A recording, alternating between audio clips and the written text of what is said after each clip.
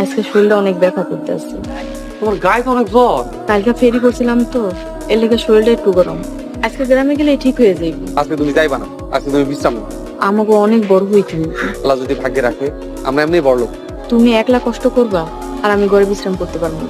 বোঝার চেষ্টা করো, তোমার জ্বরটা ভালো হোক, তারপর তুমি যাইও। মাল বিক্রি করে বেশি করে জিনিস নিয়ে আয়ো, কালকে আমি বিক্রি করতে পারবো। ওই ফেরিওয়ালাগো বড় লোক হইতে দেওয়া যাইব না। ফেরিওয়ালা কয় টাকার ইনকাম করবে? বড় লোক হওয়া কি এত সহজ নাকি? হ্যাঁ, তোমরা চাইলে আমি কিন্তু ওরে আরো গরিব বানাই দিতে পারি। কেমনি দুলা ভাই? তোমাদের পাশের গ্রামে আমার এক বন্ধু আছে, ওরে যদি ফোন দিয়ে বলি তাহলে ওরে মেরে একদম হাড্ডি হুড্ডি সব ভেঙে দিবে। তাহলে একটা মার দিয়ে দে, ঝামেলা শেষ। বন্ধু, তোরে ফোন দিচ্ছি একটা কাজের জন্য। তোর একটা কাম করতে হবে, এটা একটা কথা বলি।